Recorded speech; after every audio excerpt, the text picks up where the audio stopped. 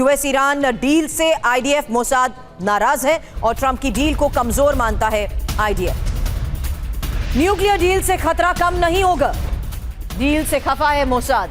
IDF के officer का, senior officer का यह बयान।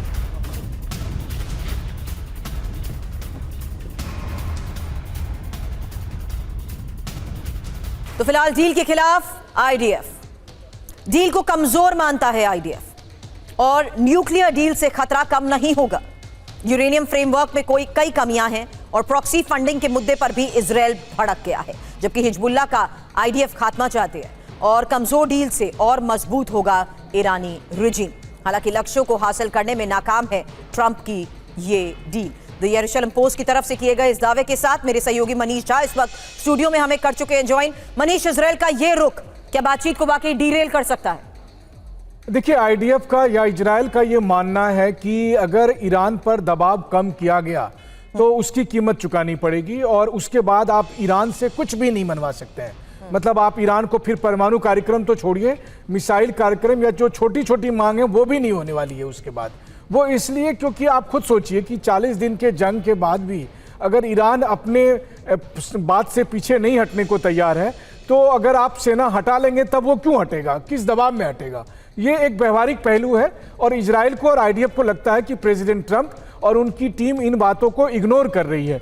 दूसरी बात यहां पर है कि इजराइल को लगता है कि उनके अपने सुरक्षा के लिए जहां तक जरूरी होगा, इसीलिए प्रधानमंत्री नेतन्याहू ये कहते हैं कि ये डील हो ना हो, इजराइल अपनी सुरक्षा करेगा और जब तक वो प्रधानमंत्री हैं ईरान को किसी भी हालत में परमाणु बम बनाने नहीं देंगे।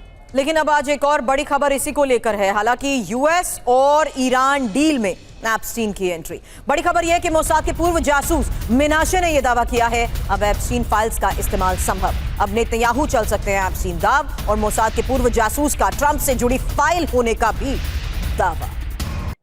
इस दावे को लेकर, इस प्रहार को लेकर टाइमिंग बहुत इंपॉर्टेंट है। हालांकि यूएस ईरान डील पर एप्स्टीन प्रहार समझिए, जहां मोसाद के पूर्व जासूस मिनाशे ने यह दावा किया है कि अब एप्स्टीन फाइल्स का इस्तेमाल संभव और अब नेतन्याहू एप्स्टीन दाव चल सकते हैं। एप्स्टीन में ट्रंप के खिलाफ कंटेंट का भी दावा, डील तबाह करने के लिए एप्स्टीन हथियार है और मोसाद के पूर्व जासूस बिन मिनाशे ने इसको लेकर दावा किया है। हालांकि थ्योरी समझिए, जहां एप्स्टीन से अमेरिका में हड़कंप मच सकता है और एप्स्टीन फाइल से यूएस में सियासी भूचाल भी संभव। अब सीआईए चीफ रेडक्लिफ को ईरान पर शक है।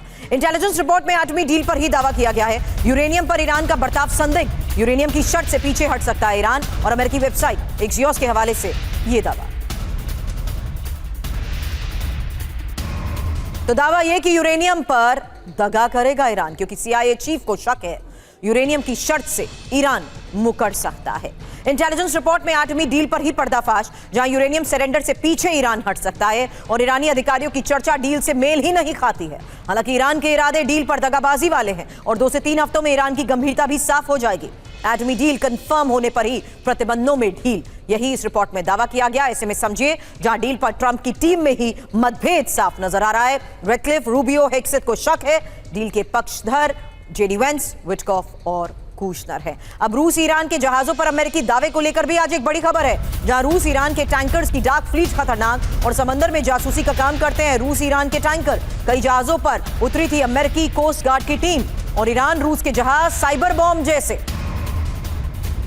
हालांकि समंदर में 1000 टैंकर बॉम्ब, खबर क्या है पहले यह समझिए। जहां रूस ईरान के टैंकर्स की डार्क फ्लीट खतरनाक और टैंकर्स में साइबर अटैक के लिए रिमोट कंट्रोल ऐप, जहां जहाजों पर पायरेटेड और इन्फेक्टेड सॉफ्टवेयर इंस्टॉल और अमेरिकी कोस्ट गार्ड की साइबर टीम्स का यह दावा है। ईरान रूस के जहाजों पर अमेरिकी टीम्स उतरी, रूस ईरान के जहाजों को साइबर बॉम्ब बताया, फर्जी पहचान से तेल एक्सपोर्ट टैंकर फ्लीट करती है। यही वॉल स्ट्रीट जर्नल की रिपोर्ट में बड़ा दावा किया गया।